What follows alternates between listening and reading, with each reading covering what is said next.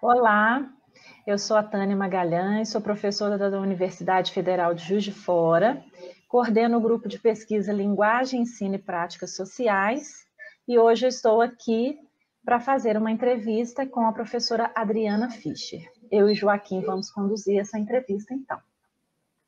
Olá a todos e todas, eu sou o professor Joaquim, sou professor de língua portuguesa e sou integrante do grupo LEPS, Linguagem, Ensino e Práticas Sociais, coordenado e liderado pela professora, doutora Tânia Magalhães, e junto a ela estarei aqui conduzindo a entrevista com a professora Adriana.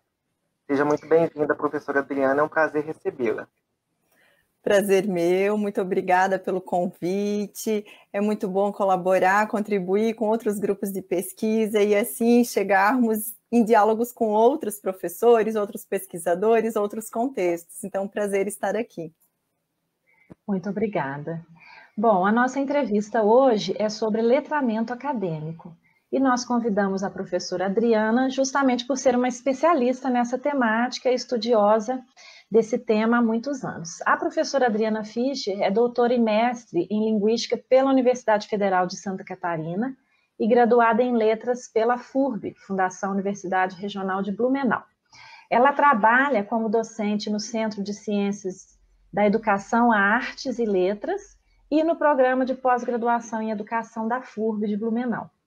Ela tem ampla experiência de pesquisa na área de letramentos na esfera acadêmica, motivo da nossa entrevista, mas também tem experiência na educação básica, tem experiência com letramentos e tecnologias, formação de professores e ensino-aprendizagem na área das linguagens. Eu vou iniciar, então, a nossa entrevista com a primeira questão, Nos estudos no campo de oralidade, que é um tema que nós temos também nos dedicados aqui no nosso grupo de pesquisa, nós temos visto que há muitos trabalhos sobre gêneros orais na escola básica, Mas na formação docente, para esse letramento profissional docente, quanto para o letramento acadêmico, nós vemos ainda poucas pesquisas, A que você atribui isso? E você considera importante essa discussão das questões de oralidade em contexto acadêmico?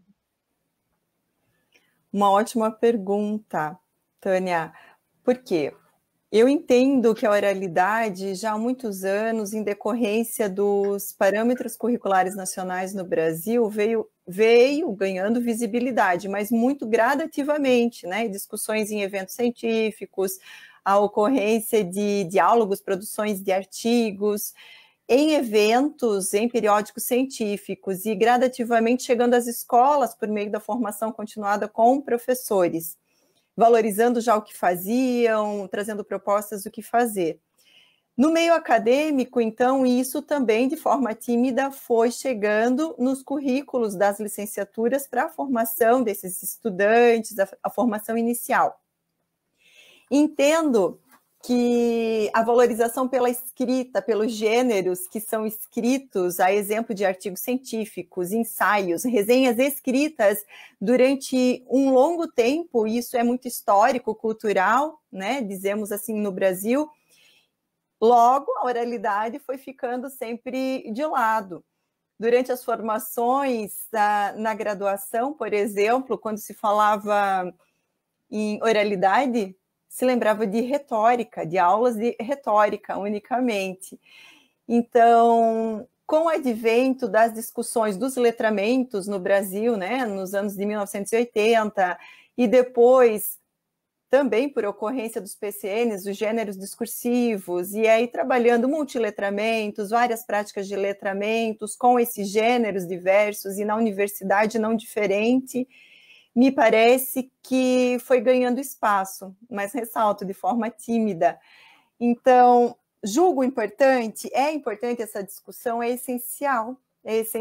Por quê? Porque nós sabemos que não só os gêneros que têm a produção escrita, levam o conhecimento científico, acadêmico-científico a outros contextos, outros espaços, Um exemplo que nós desenvolvemos na FURB no programa de pós-graduação em educação com doutorandos, a produção de podcasts para realizar divulgação científica das produções em andamento, das pesquisas, já que nós temos um prazo de 3 anos e meio, no máximo 4, de defesa de uma tese de doutorado. Então, nesse percurso, numa das disciplinas, que é de seminário de tese, a produção de podcast divulgando essas pesquisas que estão sendo construídas. E isso divulgado aqui nas nossas redes sociais, né, do programa, chega então a outros, né, públicos um pouco dessa produção. Isso já é hoje uma solicitação que sabemos muito grande dentro do sistema avaliativo CAPES, nos programas de pós-graduação, para que haja um diálogo com a nossa sociedade, a divulgação científica ocorra. Então, isso é um exemplo. Na graduação também tenho acompanhado os trabalhos de muitos colegas, mas falo por mim, que também tenho motivado, proposto produção, análise de artigos, e como é que vamos discutir análise de artigos científicos? Por exemplo, realizando podcasts, e assim a gente consegue divulgar e levar esse conhecimento científico. Sabemos que tem áreas como a saúde que tem produção de artigos científicos já com imagens, com som, né? Então, é valorizado. Então, a depender da área de conhecimento científico, isso, né, isso que eu digo, a produção oral, os gêneros orais, já são bastante valorizados. No entanto, em outras, isso ainda está ganhando espaço. Então, esse exemplo do podcast também na graduação, também já desenvolvi em disciplinas que envolvem produção, né, produção textual acadêmica, linguagem científica, trabalho com os vídeos rápidos, Draw My Life. Então, é uma forma de a oralidade chegar, contar sobre projetos que os acadêmicos têm desenvolvido em âmbito de iniciação científica, de extensão na universidade, ou outros temas que estão dentro dos seus cursos realizando. Então, também é uma forma que a oralidade venha a público, né, com o apoio dos recursos tecnológicos, digitais, e não necessariamente pensando só no âmbito da retórica, apesar de que essa área do conhecimento muito valorizada em cursos como direito, né? E hoje eles conseguem, esses acadêmicos, terem palestras, terem orientações com profissionais sobre esse tema, sim, que auxilia nas práticas também. Então, nós vemos assim como a oralidade integra muito práticas sociais de uso da língua em diversas áreas do conhecimento. Logo, a valorização é necessária. E nós produzirmos materiais com essa oralidade, hoje, com o apoio desses recursos tecnológicos, está muito mais viável. Gravar vídeos, né? Exemplo, vídeo resenha, que também temos realizado, né? Os podcasts, a publicação, então, chega muito mais tranquilamente a outros públicos.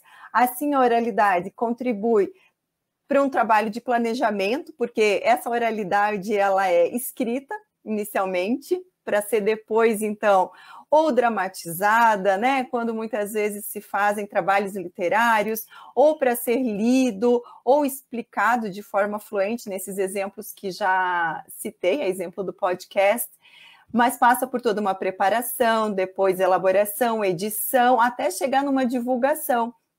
Então, a relação com o meio científico, com o meio acadêmico, que é o contexto da academia, me parece muito produtivo com a oralidade. Citando o exemplo, né, grande de vocês chegando e dialogando com professores da educação básica, essa iniciativa de produzir materiais orais, essas entrevistas. A entrevista é um outro gênero discursivo que chega de uma forma muito dinâmica para vários públicos. Então, em resposta, né, nós temos muitas ajudas na formação de pesquisadores, de professores em formação, mas se nós pensarmos em outras áreas, né, como as engenharias, ciências biológicas, em que eu já direcionei estudos, pesquisas, temos aí disseminação de seminários, e todos necessitam de suportes, de assessoria, né, o como é. A valorização das múltiplas linguagens. Nós vamos realizar um seminário, defesa, digamos, de um projeto na área das engenharias. Então, não é só o som, que chega ao público, né? É o corpo que fala, são os recursos multissemióticos que nos auxiliam, né? Às vezes são protótipos que chegam junto com essa oralidade. Então, nós temos várias linguagens, vários meios se comunicando para chegar a públicos com objetivos específicos. Por exemplo, em trabalhos também nas licenciaturas com PIBID, né, que é o Programa de Iniciação à Docência, falo aqui da FURB, experiências com a produção de documentários, por isso que eu falei no contexto literário. Os alunos de educação básica, em diálogo com acadêmicos de letras e com outros profissionais da área de comunicação, tiveram formações diversas, produziram documentários nas suas comunidades, levando à escola, depois disseminando. Depois temos também publicações em livros, em artigos científicos, fruto dessas produções conjuntas. Logo, como a oralidade tem sido explorada, né, tem beneficiado, tem posicionado alunos, os estudantes acadêmicos como protagonistas das suas análises, né, das suas reflexões linguístico-discursivas, dos temas que desenvolvem já de pesquisa. Então, é uma forma, né, que nós temos de conversar, de dialogar, de recontextualizar nossos conhecimentos para outros públicos. Dando sequência, então, né? Adriana, sabemos da sua experiência de letramento acadêmico em cursos de pedagogia, letras, moda, engenharia, turismo, veterinária, ciências biológicas, entre outras áreas. Essa diversidade traz quais contribuições e impactos para nossos estudos e práticas na graduação? Os estudos dos letramentos, então eu falo pela ótica, pela perspectiva sociocultural, em que direciono as minhas pesquisas, né, as análises, contribuições, eu vejo assim, nessas áreas de graduação, de licenciaturas, né, podem ser bacharelados e licenciaturas, um outro olhar sobre o funcionamento da linguagem ou das linguagens, né, nas áreas diversas de conhecimento acadêmico, científico.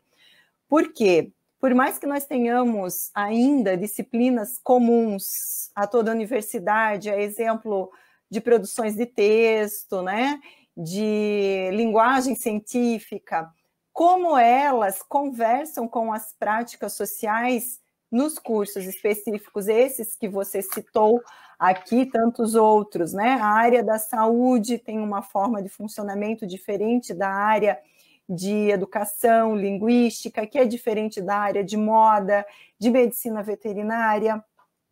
Então, eu entendo que os profissionais que circulam, né, é a minha posição também como professora pesquisadora nessas disciplinas, em dar um outro sentido, né, pelo menos em oferecer e oportunizar diálogos sobre o que é a produção escrita dentro dessas esferas sociais, dentro desses contextos. O que é produzir um artigo científico ou inicialmente ler um artigo científico em letras que difere da forma como os artigos são apresentados nas engenharias. E quando nós temos estudantes em turmas multicurso, como eles conseguem visualizar particularidades desses conhecimentos das áreas? Então, como professora, essa particularidade de discussões que fazemos no âmbito de pesquisa, de divulgação científica, do que são artigos, né, o que são resenhas, o que são ensaios, e como dialogar não só por meio de conceitos com esses nossos estudantes, mas numa recondução de que eles sejam produtores também desses conhecimentos. Então, eu tenho essa experiência de contribuições, de recontextualizações. É difícil falarmos, né, que todos irão compreender esses outros modos de entender a linguagem escrita, a linguagem oral, nessa perspectiva dos estudos dos letramentos. Muitas vezes é uma resistência que há, porque o diferente ainda gera a visão de deficiência, né? O status que a área da saúde, que a área das engenharias tem no mundo científico acadêmico é muito grande. Então, ver uma outra forma, às vezes dizemos mais subjetiva de escrita dos artigos, né, da divulgação científica desses conhecimentos, gera nessas outras áreas um olhar ainda de dúvidas sobre o que é ciência nas outras áreas. Mas entendo que, nesse sentido, é uma grande diferença que nós, com os estudos dos letramentos, temos, né, tentado realizar nessas práticas de letramentos acadêmicos aqui, né, eu digo do meu lugar de atuação na universidade. E dessa forma, eu entendo que nós temos feito conversas, diálogos com coordenadores, com professores atuantes nesses cursos para trabalhar em parcerias. É um grande desafio, porque as disciplinas ainda são alocadas em horas, em dias da semana, e nós precisamos tentar, naquele semestre, fazer parcerias, seja com produção de TCCs, né, ou outros trabalhos científicos acadêmicos que estejam sendo realizados em determinados cursos. Então, é uma busca constante. Conflitos existem muitos, né? O que, por exemplo, um curso de história concebe, visualiza, eu digo na visão, às vezes, de alguns pesquisadores profissionais por artigo científico, é muito particular, né? Então, eu entendo que homogeneizar conhecimentos, encaminhamentos, né, pedagógicos não é o caminho, mas esse tentar essas parcerias, né, dos cursos com direcionamento de conhecimentos próprios das nossas áreas de linguística e linguagens é muito benéfico. É difícil, por vezes, no sentido de não termos resultados imediatos quando temos uma disciplina de 36 horas ou 72 horas, mas quando nós também oportunizamos diferentes feedbacks aos nossos alunos e eles conosco fazem autoavaliações sobre unidades, propostas que realizamos gradativamente, conseguimos implementar propostas para uma outra oferta de disciplina, mudanças de currículos. Então, a mudança gradativa e constante nessas disciplinas, a forma como conduzir pedagogicamente esses estudos e diálogos com os estudantes tem sido sempre uma constante. A mudança nos currículos também, né? Por ocorrência das resoluções nacionais, né, para funcionamento dos cursos, mas também pela sociedade em que vivemos, a produção, né, das escritas, das oralidades, a forma de conduzir as leituras, que nós sempre dizemos, queremos estudantes críticos, reflexivos nas suas áreas de conhecimento, seja acadêmico, científico, seja profissional. Então, tem aqui na FURB essa experiência da minha parte, essa recondução de disciplinas, sejam elas presenciais ou em EAD, né? A reformulação de materiais didático-pedagógicos, outros textos, ou então outras orientações sendo trazidas aos alunos, estudantes acadêmicos, e não só orientações fruto de manuais que já estão postos, né? Eles contribuem para que a gente dialogue e problematize as pretensas homogeneizações que se querem para ensino-aprendizagem de práticas ou de gêneros acadêmicos. Bom, professora Adriana, como você está há muitos anos realizando pesquisa no campo dos letramentos acadêmicos, né? É muito comum nós vermos em diferentes áreas uma constante concepção, né, dos professores, uma constante reclamação ou mesmo, né, comentários de que os alunos não sabem escrever, né? Então a gente vê a dificuldade, né, que o aluno veio com uma série de problemas do ensino médio, né? Outra perspectiva é que a concepção desses docentes é que se o aluno sabe ler e escrever, ele tem que saber ler e escrever, resenha, artigo, ou seja, aquela concepção mesmo do letramento autônomo, né? Uhum. E aí, diante disso, você já viu ou presenciou no Brasil algum programa no âmbito mais amplo da própria universidade, né? E não em cursos ou disciplinas, que explorasse a qualificação dos docentes universitários para que ele tenha um trabalho um pouco mais sensível com as histórias de letramentos dos alunos, ou até mesmo compreenda, né, essa questão de que os letramentos estão imbricados em situações, em discursos e atividades, né? Então, você, nesses anos todos das suas experiências de pesquisa, você já viu algum programa de qualificação de docentes universitários para o trabalho com letramentos acadêmicos? Tânia, essa é uma pergunta bem desafiadora e eu acho motivo de muitas pesquisas que podem acontecer, né? E talvez já estejam sendo realizadas. Eu já orientei pesquisas inúmeras. Cito um exemplo, quando eu atuava no programa de pós-graduação em letras na Universidade Católica de Pelotas, uma mestranda que, por ser atuante na formação de docentes dentro daquela instituição, tinha todo esse cuidado, né, com a sua equipe gestora em valorizar mesmo o trabalho dos professores dentro da instituição. Logo, momentos de rodas de conversa, de partilha das suas práticas, problematizações dessas práticas e, claro, sempre considerando a presença dos alunos.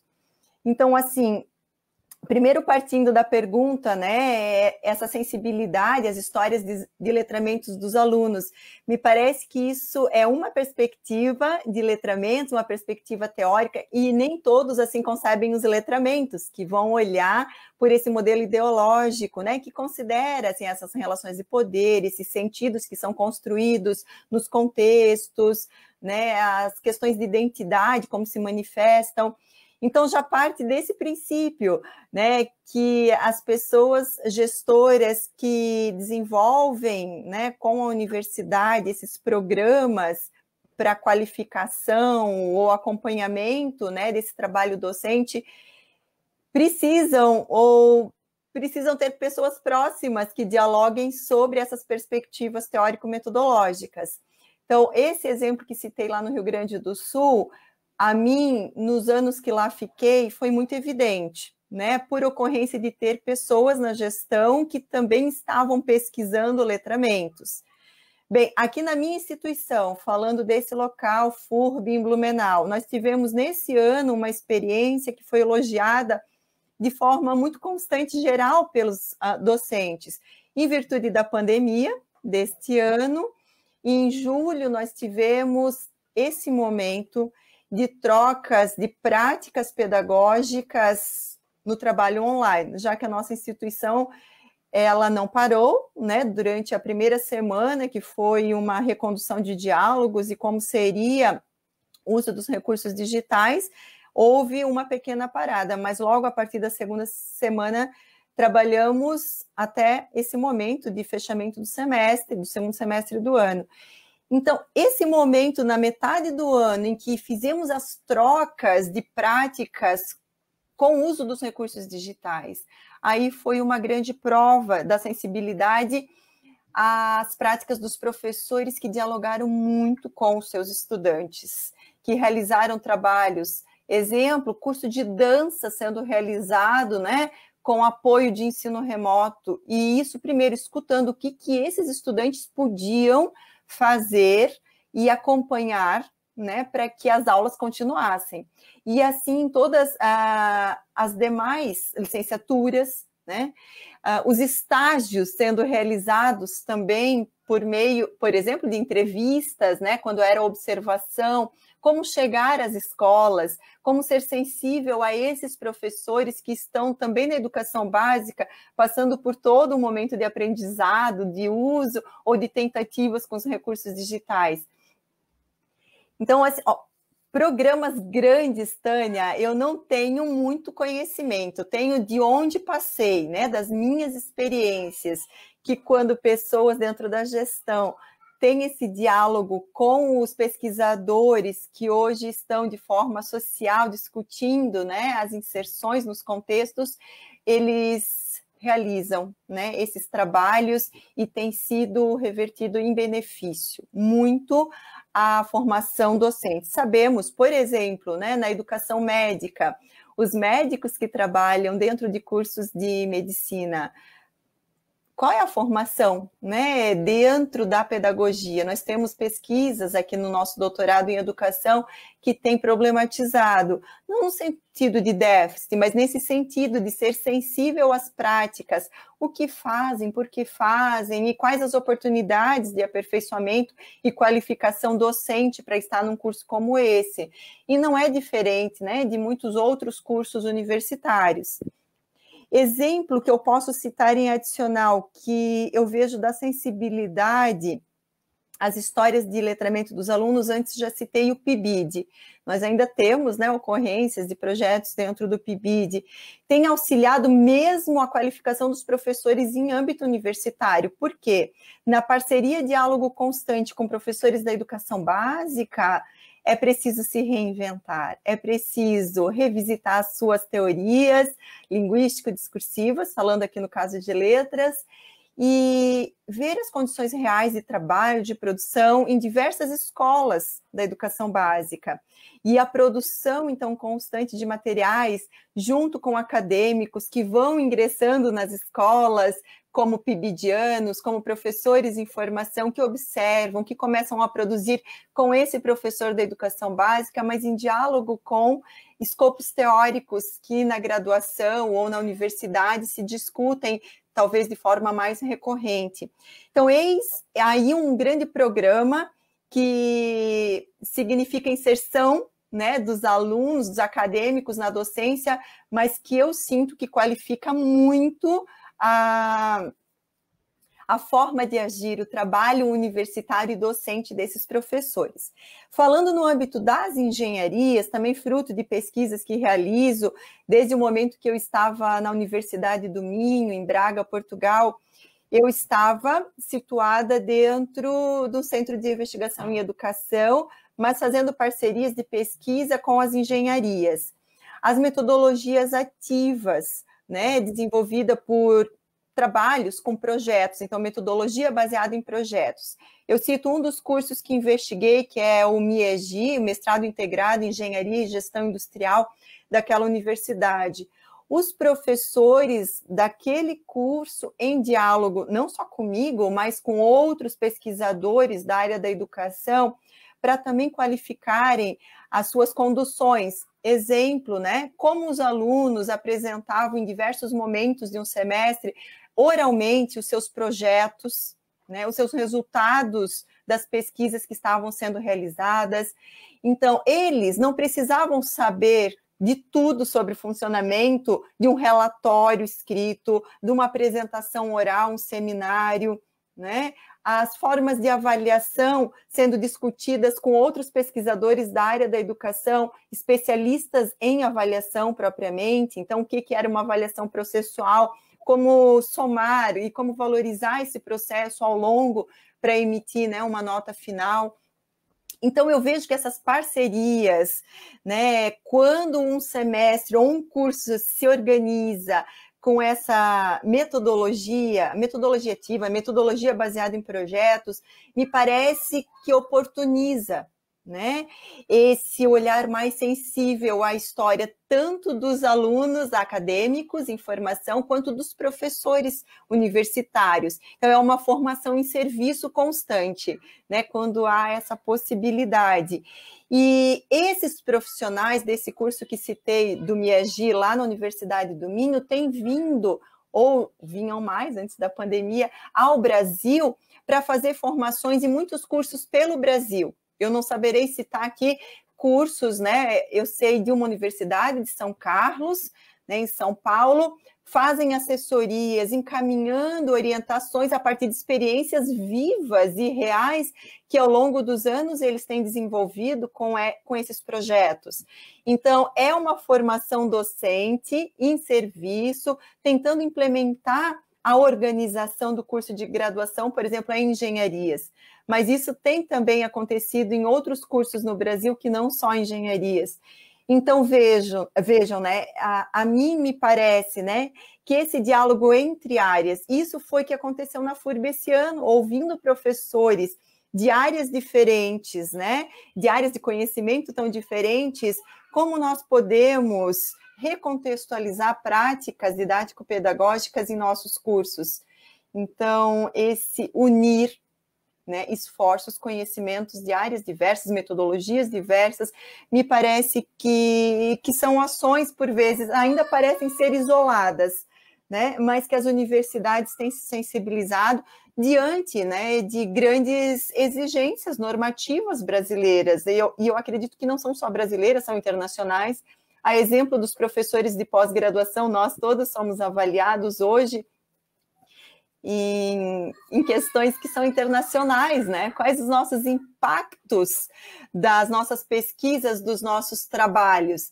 Se nós não reconsiderarmos, então, a requalificação docente, como é que nós vamos dialogar, né? Pesquisas no âmbito da pós-graduação com necessidades, né, que os professores lá da educação básica nos trazem constantemente. Ou então, as equipes das engenharias conversando com necessidades sociais no campo, né, empresas, produção, para que tenha maior inovação tecnológica na área da medicina hoje. Então, me parece que, por ocorrência também dessas normas internacionais, da internacionalização, de cuidado com os impactos sociais, a produção intelectual hoje conversando, né, com a divulgação em sociedade para além, né, da nossa universidade, chegando nos contextos sociais de uso efetivo desses conhecimentos, tem oportunizado qualificações docentes universitárias, mas ressalto, como iniciei minha fala, me parece que é uma grande questão de pesquisa para a gente disseminar isso entre, né, os gestores na universidade e de nos reinventarmos constantemente, porque nos diálogos é que a gente vai somando mesmo essas parcerias e conhecimentos. Parece realmente uma grande lacuna e uma problematização necessária, né? A gente percebe que são mais iniciativas isoladas do que realmente um projeto de formação do docente, né? Professora, em relação à formação docente, conhecemos um capítulo seu do livro de Raquel Fiat, de 2015, sobre a relação entre letramento acadêmico e PIBID. Que contribuições o PIBID tem fornecido para o campo dos estudos da escrita na universidade? Eu já citei 2 vezes o PIBID, né? Sou defensora desse programa porque realmente ele estabelece essas parcerias diversas, né? Então, nesse material, eu até separei aqui alguns livros e eu tenho, e vale bastante a pena esse livro dos letramentos acadêmicos, né? Contextos, práticas e percepções. Me parece que a escrita vai sendo qualificada, mas pensada inicialmente em termos de planejamento, a partir de situações reais, né? De problemáticas reais. O PIBID, né, ao entrar nas escolas, né, com muitas mãos dadas, né? Algum profissional ou muitos profissionais da universidade, o profissional que está atuante na escola, os acadêmicos de cursos de licenciatura, já oportunizam falar, ter o que dizer, como João Vanderlei Geraldi já nos dizia lá na década de 1980. Então, a gente parte de assuntos, de temáticas que são necessidades problemáticas vigentes e recorrentes na escola, né? Poderemos aqui falar de experiências, por exemplo, com análise linguística, o que é fazer análise linguística na educação básica, né? O que é estudar norma padrão pelo foco da análise linguística e o que é essa norma padrão, que é sempre muito polêmica. Então, a escrita, né? Por exemplo, nesse capítulo a gente discute muito esses movimentos dialógicos, esse diálogo do eu com o outro, que esse outro pode ser um professor, né, da universidade, lá da educação básica, mas também o diálogo com os textos, porque esse constante movimento de reflexão, né, de não ter a resposta pronta, de a gente aprimorar o olhar, problematizar do que está acontecendo, né, em uma escola, em uma comunidade escolar, que pode ser do interior dessa cidade, mas que pode ser no centro principal, no centro urbano. Então, as melhorias é porque há uma pesquisa sempre sendo realizada no PIBID, é um olhar problematizador para as práticas, é um diálogo com conceitos, com enfoques teóricos, científicos, que nos fazem ser mais críticos. É o uso de um metaconhecimento que nos permite problematizar e discutir. Então, quando nos documentos oficiais falamos de letramentos críticos, o que são eles, né? É a crítica. O que é essa crítica?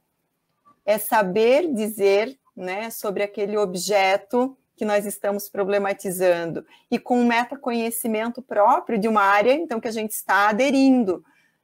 Nós temos aí pesquisas também comuns no PIBID entre, exemplo, né, que já foi feito na FURB, entre biologia, matemática, letras, e saem publicações conjuntas. No início, os estudantes dizem para nós achávamos que isso ia ser impossível, mas a gente começou nos planejamentos, depois ações conjuntas, então projetos de letramento sendo desenvolvidos na escola, e o passo a passo sendo analisado. E eles sentem e analisam que nem tudo deu de realizar, deu certo, como a gente diz, conforme o planejamento. Então, nós vamos vendo que essa perspectiva de projetos de letramentos não traz uma romantização de que tudo, então, que a universidade vem realizar num estágio, vai dar certo. Não, o PIBID vem trazer as condições reais de produção nas escolas, a gente problematiza, e isso necessariamente, na escrita, reverte em benefícios, né? Mas por quê? Porque é uma escrita processual. Muitas vezes se começa a escrever no PIBID um diário reflexivo, um exemplo aqui da nossos projetos. Então, é uma escrita em que o aluno, o acadêmico, ele tem mais liberdade, é um diário em que ele relata, né? Ele faz essa reflexão sobre como foram os seus diálogos na escola, o que não deu certo na linguagem deles, o que deu certo, mas depois também eles são incitados nesse diário reflexivo, a conversar com estudos de textos, de artigos científicos, capítulos de livros do curso ou do próprio PIBID, né? Porque tem as formações constantes. Então, é um trabalho muito processual, né? De um diário reflexivo, começa-se um diálogo com as outras vozes de autoridade, né, muito valorizadas, né, no meio científico. Depois se chegam a publicações de relatos de experiência. Muitos dos nossos acadêmicos tiveram experiências em livros organizados pelo próprio programa PIBID, seja aqui dentro da universidade, regional e nacional. Quando eles vão a eventos científicos que precisam produzir seus resumos científicos para divulgar sua produção nas escolas de educação básica, então a gente vê, não precisou fazer pesquisa dentro de um laboratório, porque aí a gente constrói com eles qual é o objeto de pesquisa, de trabalho nas ciências humanas, né? Nós temos essa diferença para a área das exatas, né, da área da saúde. Então, essa particularidade levada para os eventos científicos, e aí gradativamente a compreensão de que estudar linguagens é ciência, e o que é, então, fazer ciência dentro das nossas áreas. E eu falo sempre muito do meu lugar de letras, é claro, é daqui que eu, né, me sinto confortável em falar, mas sempre em diálogo com essa formação dos professores, né, atuando aqui num programa de pós-graduação em educação. E para além dos eventos científicos, congressos, simpósios, em que eles também dialogam com muitos colegas pibidianos, né, chegam a produzir artigos científicos em conjunto com muitos professores. Então, eu vejo que a escrita, ela é construída gradativamente. Não é uma escrita homogênea, né? Eu citei aqui vários gêneros. É um diário reflexivo. Depois, às vezes, nesse diário, né? Porque a gente acha que diário é só dizer do eu, né? Muito particular. A gente vai fazendo modificações com experiências que temos na universidade. Então, conversar com teóricos da área. Depois, um relato de experiência. A produção de um resumo, que pode ser um resumo pequeno de 200 palavras, como um resumo expandido para evento científico. A própria comunicação científica num evento, apresentação. Por vezes, outros fazem os banners, as apresentações e defendem para os que passam ali ao lado do seu banner. Hoje os banners são digitais, mas também gravaram aqui dentro da instituição esse ano em experiências, né, as suas vozes junto com o banner ou as suas imagens junto com os banners, então a divulgação científica dessa forma, e chega-se à produção de artigos científicos também, né? Isso sempre passando por escritas, reescritas. Então, um texto, um gênero não fica longe do outro. Me parece que é uma relação de proximidade, de complementação, né? E muitos dizem, bem, mas isso aí não é um gênero acadêmico. E por que destituí-lo das práticas acadêmicos científicos? Um diário reflexivo, um diário de leitura, né? Esses diários de leitura também fizeram muito parte dessa produção gradual dos PIBidianos aqui nas práticas em que participei. Então, o que parece ser assim irrisório, fazer um diário de leitura, fazer um fichamento, isso é coisa do passado. E a gente sente que não é, que isso é parte para fortificar os argumentos, né, dos nossos acadêmicos em formação com ciência, com pesquisa científica. E quando eles, né, os acadêmicos, chegam na produção de artigos científicos e vêm numa revista, eu nunca me esqueço de 3 acadêmicas de letras que tiveram com uma professora do PIBID, a Maristela Fritzen, uma publicação numa revista Olhares, até o professor Clécio Bunzen, na época, estava, né, à frente da organização da revista. Foi uma alegria tão imensa, né? Então, isso é um exemplo que eu lembro, mas outros tantos livros organizados aqui na instituição em que eles divulgaram seus relatos.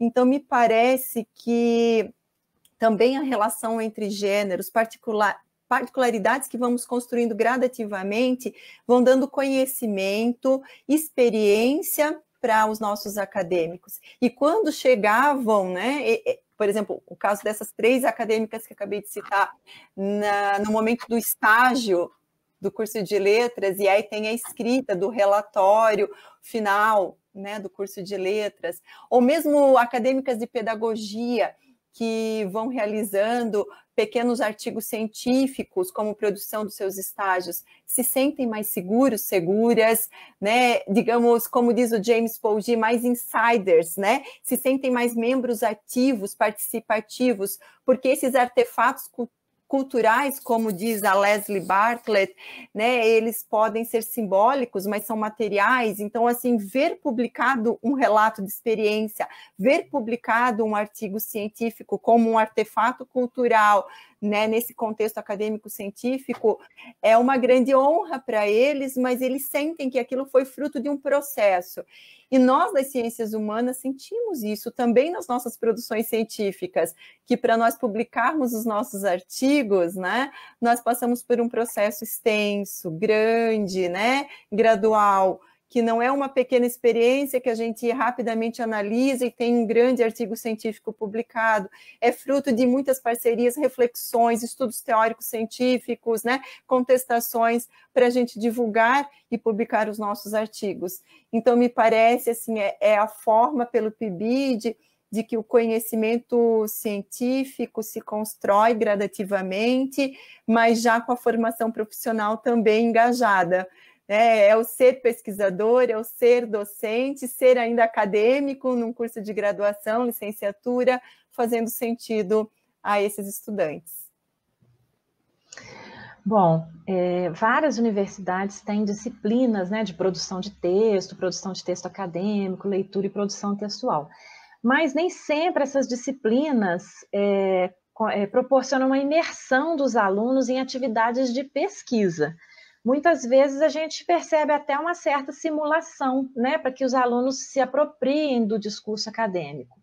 E, diferentemente, quando nós temos um grupo de pesquisa em funcionamento, aí há efetiva inserção de graduandos e pós-graduandos em atividade de pesquisa. Então, isso gera uma série de resultados e produções. Então, o resumo de evento, o artigo, né?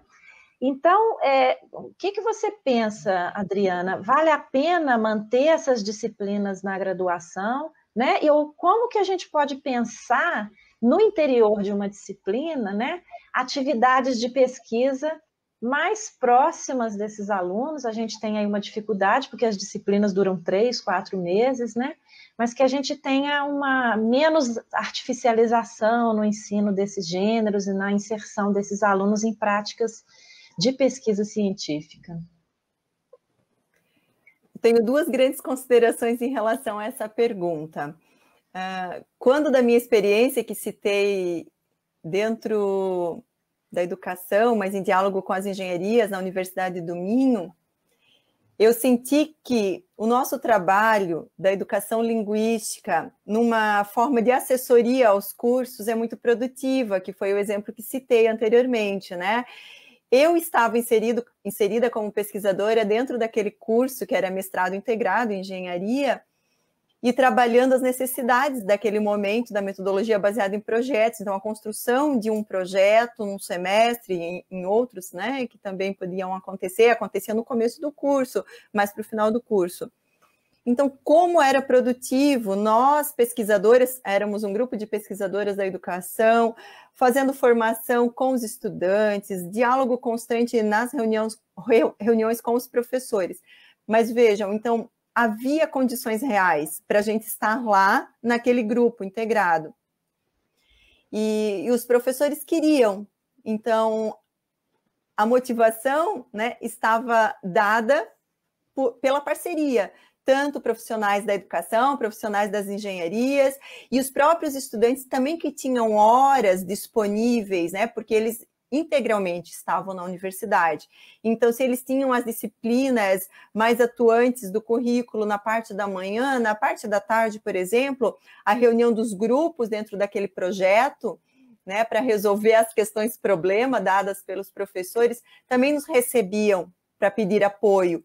Então, eu digo, essa posição de assessoria constante do diálogo, né? Teresa Liles, nas suas pesquisas com a escrita acadêmico-científica, fala do diálogo em torno dos textos, né? Então, essa foi uma forma de eu conduzir, na época, com eles, também essa coleta, essa geração de dados. Por quê? A partir do que eles escreviam, nós refletíamos, por que você fez isso, né? Como é que isso responde às exigências do curso, dos professores, para você, né, se desempenhar bem, ou então para você se mostrar atento ao que o curso tem solicitado nesse projeto, desse semestre. Então, foi um trabalho muito constante. Então, digamos que das minhas experiências seria um exemplo ideal para que a gente tivesse nos cursos. Mas cabe a nós, aqui então é uma segunda ponderação minha, dizer que deveríamos acabar com as disciplinas de linguagem científica, produção textual acadêmica, hoje, nesses moldes que temos, me parece aí mais deficitário ainda. Por quê? Quando nós temos a predisposição para realizar esses diálogos com os cursos, com as áreas de conhecimento, as diferentes áreas de conhecimento, nós conseguimos já resultados situados e produtivos. Um exemplo do que falo aqui na FURB, eu agora finalizei há 2 semanas a disciplina de linguagem científica no curso de enfermagem, e esse curso, ele é realizado por módulos, então ele tem um funcionamento em diálogo com pesquisa desde a primeira fase. E eu trabalhei linguagem científica agora com as acadêmicas no 8º semestre, e elas estavam na produção de um TCC, e que exige como parte desse TCC a escrita de um artigo científico, que é decorrência do projeto que já foi aprovado no Comitê de Ética, e que, né, vai ser submetido para uma revista. Então, o artigo ele precisa ser produzido já para uma revista que foi selecionado entre acadêmica e orientador.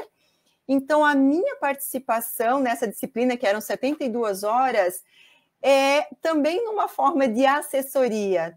Tudo que eu organizo é a cada semestre com necessidades de produção desse TCC, né, a produção desse artigo científico, pensando nas normas e exigências que são colocadas a elas, não pela orientador da disciplina, mas das grandes revistas científicas para onde vão submeter. Então, elas vão se inserindo nesse mundo da pesquisa desde o início da graduação, e agora, depois de ter coletado dados, analisado dados, muitas vezes de entrevistas ou de observações participantes, né, em unidades de saúde, fazem a escrita, a produção, que é muito processual desse artigo científico. Então, aí, é uma defesa, né, de que a disciplina, a linguagem científica, a produção textual acadêmica, dá muito efeito nessa parceria com esses cursos. E em outros em que, então, a disciplina não está situada num momento como esse, que é uma produção grande de material acadêmico científico, e aí eu já encontro mais conflitos. Aí os alunos muitas vezes se questionam, estão lá no começo do curso, numa primeira, segunda fase, em que, por exemplo, das engenharias, eles dizem, professora, nós temos muitos cálculos, agora a gente não precisa produzir, entre aspas, nada em relação, né, a textos como esses. Então, às vezes, tem mais resistência, né? Então, é preciso dialogar. Eu já fiz muito isso, né? E tenho feito constantemente, dialogar com colegas daquele semestre, daquele curso, o que nós podemos solicitar. Ou então, leitura, né? Mais crítica de artigos científicos, capítulos de livros, que possam, então, estar mais próximo da discussão do que é produção acadêmica naquela área de conhecimento. Então, já me parece mais distanciado, mas ainda assim, me parece também que é muito benéfico no sentido de socializar, né? Nós temos, pela perspectiva da escrita acadêmica, nas vozes da Mary Lee, Brian Street, que todos nós conhecemos dentro desse modelo ideológico, quando nos apresento que existem o modelo das habilidades de estudo, o modelo da socialização acadêmica, o modelo dos letramentos acadêmicos.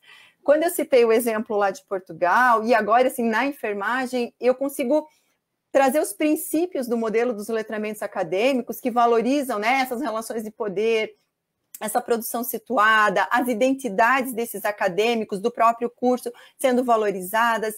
Então, faz muito sentido e o trabalho processual flui.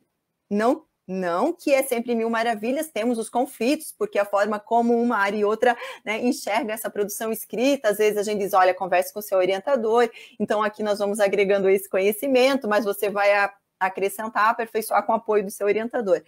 Mas aí quando a disciplina está muito longe de algum trabalho que no semestre, né, seja mais de escrita, ou de oralidade, né? Porque nem sempre eles precisam apresentar um seminário naquele semestre. E nós, na disciplina, trabalhamos, né? Produção oral, produção de leitura, a produção leitora, a produção escrita. E aí parece ser destituído, né? Parece que não faz sentido para muitos acadêmicos. Vejam, mas ainda tirar a disciplina não parece ser o caminho. Eu acho que deveria ser um realocar essas disciplinas, né? Ou nos posicionar, eu sempre defendi isso aqui, e aí deveria haver pela gestão uma organização que nos colocasse à disposição dos cursos, como assessoras linguísticas, para esses momentos de necessidade da produção, das grandes produções científicas, né? Se em algum semestre não há essas produções de seminários orais, né, de produção de artigos ou de resenhas, então a saída tem sido, assim, tentar trazer os alunos para a linguagem científico-acadêmico, necessidades. Um exemplo também último, trabalhando com acadêmicos da primeira fase de medicina, agora nesse segundo semestre. Eu dialoguei com profissionais desse curso, inclusive uma doutoranda que está no nosso PPGE, e ela realçava, precisamos dar valor à leitura dos artigos científicos, porque é por meio deles que nós temos aí os dados mais atuais, né, das pesquisas na área médica. E ela disse, nem sempre isso chega tão tranquilamente aos acadêmicos, ela falando da experiência dela. Então, um trabalho que desenvolvi a partir da disciplina, né, com esse título, é EAD já por natureza, né? Existe um livro da disciplina, que é um material pedagógico para orientar as aulas, mas há toda uma recontextualização da minha parte como professora da disciplina, pensando em como inserir esses estudantes numa leitura mais situada, mais crítica desses artigos científicos, né? Então, nós tivemos também produção oral, gradativa, podcast, Draw My Life, vídeo resenha, né? Para que leituras, oralidades e escritas dessas compreensões fossem realizadas ao menos no primeiro semestre do curso. E pelos depoimentos, me parece uma boa alternativa. Mas vejam, nunca há fórmulas prontas, né? É sempre uma constante busca nossa, como pesquisadores e professores nessa área. Mas, de novo, eu realço, se nós conseguimos essas parcerias, a gente se sente mais forte como pesquisador e professora. Os alunos, os acadêmicos também se sentem assim, mais respaldados. Mas Tânia e Joaquim, não tenho como dizer que muitas vezes, quando essas disciplinas elas estão distantes ou elas não têm uma interlocução com aquele curso, com aquela área de conhecimento, do que está acontecendo de produção de conhecimento naquela área, o modelo da socialização acadêmica, como apresentam Lee e Street, fica muito marcado, né? E ainda profissionais que talvez não tiveram oportunidades como nós de estarmos constantemente discutindo, né, os letramentos, talvez ainda fiquem no modelo das habilidades de estudo, né? Trazendo só as regras de manuais, de uma boa escrita, né? Como se uma boa escrita fosse homogênea a toda e qualquer área. Então, olha, mesmo ao nosso lado, nós podemos acompanhar várias dessas práticas. O que importa, eu acho, como defesa, nós, dessas áreas de estudo dos letramentos, na perspectiva sociocultural, é que nós tenhamos princípios desses nossos estudos que possam nos coordenar, nos orientar para as nossas práticas com esses acadêmicos, ou mesmo, né, com professores desses cursos, para que a gente tente essa produção científica acadêmica mais situada, né, e que não fique tão distante das necessidades e produções reais dessas áreas. Bom, caminhando então, né, para o fim de nossa entrevista, professora, você diferencia letramento acadêmico de letramento científico? Essa é uma pergunta muito atual e que, de novo, ela merece aí contato entre pesquisadores de várias áreas. Por exemplo, né, letramentos acadêmicos eu conceituo pela ótica sociocultural dos letramentos. Então, são práticas sociais de uso dessas linguagens no contexto acadêmico. Apesar de que, se abrirmos o artigo de Lee Street, né, que foi publicado já na década de 90, depois em 2006, em que eles têm um artigo que é o Modelo de Letramentos Acadêmicos, Teoria e Aplicações, né? Eu, juntamente com a professora Fabiana Comeso, da Unesp, traduzimos para a revista Filologia da USP, Filologia Linguística, né, do português, lá da USP, esse texto, e no começo do resumo nós temos assim: embora o termo letramentos acadêmicos tenha sido originalmente desenvolvido visando ao estudo de letramentos em nível superior, o conceito também se aplica ao período da pré-escola ao ensino médio. Então, nós temos muitos colegas na área dos letramentos, né, que defendem e está adequado dizer dos letramentos acadêmicos também, né, já desde a pré-escola, né? Então, sempre pensar nas práticas sociais de uso das linguagens nesses contextos. Então, nós estamos... Esse adjetivo acadêmico parece se relacionar à esfera, ao contexto. E letramento científico, né? Tem a ver com ciência, com conhecimento científico... E isso também não pode ser desde a pré-escola. Nós temos muitos colegas pesquisadores que conhecemos, às vezes não pessoalmente, mas por meio de texto, né? Um texto que foi publicado na Revista Brasileira de Educação em 2007, do Wilson Santos, da Universidade de Brasília, em que ele defende a educação científica e vem falar dos letramentos científicos.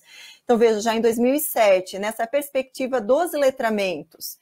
Por quê? Então... E dentro disso, então, ele traz letramento científico, né? E mostrando qual era o panorama dos estudos de letramentos científicos, né? Que no Brasil, talvez por tradução, se chegou com alfabetização científica. E eu comecei a ter contato mais com esses estudos há 2 anos, por ocorrência de uma doutoranda, né? Que pesquisa os letramentos científicos nas ciências biológicas. Então, numa síntese, eu posso dizer... né, que parece-me que são de bases epistemológicas diferentes. A gente falar dos letramentos científicos, tem autores que nos trouxeram esses enfoques, e letramentos acadêmicos, né, de um outro contexto, de outro lugar, né? Mas dizer que eles são opostos, dicotômicos, não. Eu acho que eles têm muitas confluências. E é isso que merece muito estudo.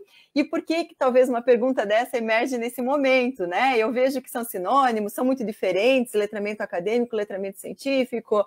Os grandes documentos oficiais hoje, né, nos trazem essas nomenclaturas, a BNCC. Então, muita gente né, ou muitos gestores, muitas escolas também têm trazido para os seus currículos, né, necessariamente, como conversar com isso. Na universidade, quantas vezes que eu escuto dizer, vamos fazer uma disciplina letramentos acadêmicos. E aí eu sempre lanço a pergunta, e o que são letramentos para você? Você acha que a gente ensina letramentos? Né? Então, parte primeiro da perspectiva de base.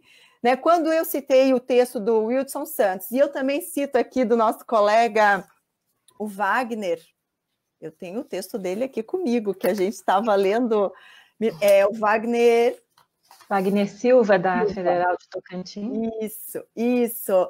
Que ele agora está trazendo para a gente uma proposta linda, eu acho maravilhosa, né? Por exemplo, no artigo Educação Científica como abordagem pedagógica e investigativa de resistência, né? Quando ele diz para nós o que é esse letramento científico, práticas sociais com escrita, envolvendo ciências, usar ciências no cotidiano. Então, se aproxima muito nessa perspectiva, né, de letramentos acadêmicos, porque, né, nós queremos desenvolver o metaconhecimento para uso nas práticas de linguagens. Em que contexto? Pode ser acadêmico, científico, pode ser de pré-escola, educação básica, né? Isso pode, né, a ciência ser base para esse trabalho, é base, né? Agora, dizer que todos os trabalhos desenvolvidos, né, ou dentro do rótulo letramentos acadêmicos também realizam essa perspectiva dos letramentos científicos, não posso dizer. Eu posso dizer que eu me sinto muito confortável em dialogar com esses textos que citei aqui, com esses pesquisadores, e elogio o Wagner pela ousadia, mas pela firmeza com que ele dialoga nas teorias. Agora, a proposta dele em linguística aplicada, né, olhando para o ensino, aprendizagem da língua materna nos contextos escolares, falando com os letramentos científicos, mas também falando com os letramentos acadêmicos. Então, numa figura ele traz para nós, né, essa relação entre letramento do professor, letramento acadêmico e letramento científico, e ele mesmo afirma, né, não há fronteiras rígidas, o que entre esses três que mencionei, há multiletramentos, múltiplos, né, letramentos. Vejam, então, se nós temos por base, né, que letramentos é esse conjunto de práticas sociais situadas, em que ganham espaço, né, nas nossas compreensões, essas relações de poder, de sentido, de identidade, né, nós podemos abordar também letramentos acadêmicos e letramentos científicos, contribuindo para uma formação acadêmico-científica ou para uma formação mais científica dos nossos estudantes desde a pré-escola. Né? Mas no momento eu acredito que é motivo também de diálogos conjuntos, de reflexões, como é que os letramentos científicos nos auxiliam dentro das práticas, ou ao contrário, né? Letramentos acadêmicos dentro dos letramentos científicos. Essa problemática, anos atrás, nós levantamos, e eu cito um exemplo, por ocorrência de uma tese de doutorado encaminhada na UCPEL pela Cândida Martins Pinto, que trabalha hoje na UFSM, letramentos digitais e letramentos acadêmicos, né? Parece que a gente, no momento, queria encaixar. O que está dentro? Será que letramentos digitais estão dentro de letramentos acadêmicos, né? E ao longo dos anos estudando, tem muitos estudiosos que nos trazem, né, as práticas de letramentos com tecnologias digitais. Então, é uma saída, né? Então, aqui também nós temos práticas de letramentos, né? Digamos, pensando na formação dos docentes, dos professores. Temos essas práticas dos professores que conversam com conhecimentos acadêmicos científicos, né? Então, que conversam com essas práticas acadêmicas, práticas científicas. E me parece que o reconhecimento de que o que é acadêmico também não é homogêneo, a partir de tudo que eu já conversei com vocês dois até o momento, nos dá liberdade para dizer que o científico, né, constitui essas práticas de letramento. Se nós conseguirmos realmente motivar uma aderência às áreas do conhecimento entre os nossos estudantes no contexto acadêmico universitário, falando, né, e onde eu estou agora, e assim nós podemos dizer, né, dessas mãos dadas de letramentos acadêmicos e letramentos científicos. Mas me preocupa os estudos até que uma doutoranda vai trazendo, né, a Camila Grimes aqui do nosso doutorado, e ela sempre ressalta, parece que alfabetização científica veio como uma nomenclatura há uns 10 anos, como tradução, né, do inglês, e era ainda muito voltado a habilidades, estratégias para se dizer fazer ciência. Então, muito nessa outra área de conhecimento, né? Mas gradativamente parece que por diálogo com os grandes documentos oficiais, mas também pelas nossas grandes discussões em torno dos letramentos, começou a se contestar, será que a alfabetização científica, será que a gente fica, né, nessa nomenclatura? E se for letramento científico, o que isso significa? Então, os pesquisadores que foram migrando para o uso dessa terminologia de letramento científico, parece que dialogam com essa perspectiva também mais social, mais sociológica, né, desse termo, essa sensibilidade para os contextos, né, por isso que o olhar de perspectiva etnográfica auxilia bastante nessa condução.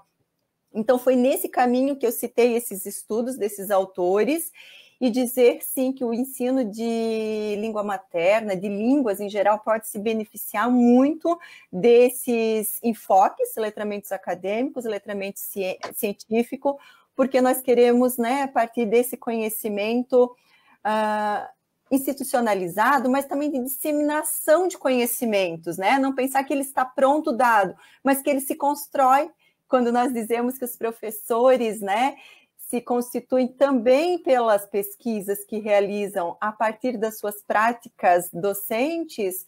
Então, nós queremos que a metalinguagem, né, da ciência, que o fazer ciência dê respaldo para aprimorar suas práticas, mas também para análises que fazem dessas práticas e divulguem esses conhecimentos científicos e acadêmicos.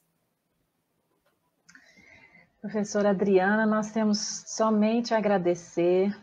Finalizamos aqui nossa entrevista, uma pena porque nós continuaríamos esse diálogo tão gentil, tão informativo por um longo tempo. Certamente as suas contribuições têm trazido impactos no nosso grupo de pesquisa e as problematizações, as questões, né, as lacunas indicadas aqui hoje na nossa entrevista vão trazer muitas luzes e muitos novos estudos para o grupo de pesquisa Linguagem, Ensino e Práticas Sociais da UFJF. Então, nós estamos muito agradecidos por você poder dialogar conosco. Muito obrigada.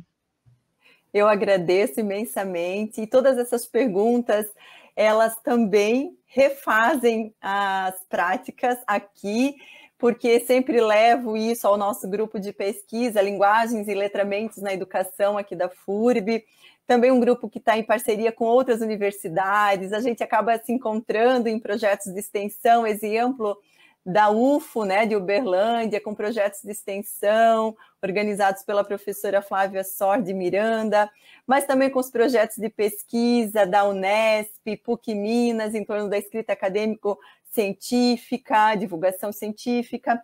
Então, é tão bom, Tânia e Joaquim, a gente abrir para essas perguntas, essas reflexões, porque não só ali, mas aqui e ali, em diversos lugares do nosso Brasil, nós vamos levando essas questões como motivadoras das nossas pesquisas, publicações, e por que não dizer, né, do aprimoramento, da requalificação das nossas práticas docentes em âmbito universitário, e assim dando suporte e apoio aos docentes, mas eu digo também aprendendo muito, muito com os docentes que chegam até nós, trazendo suas inquietações, e nós, de mãos dadas, vamos realizando essas pesquisas e essas abordagens.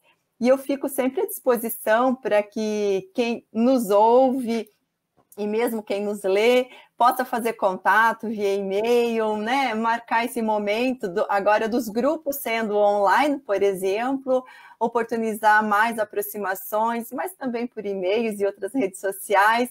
Fico à disposição. Muito obrigada.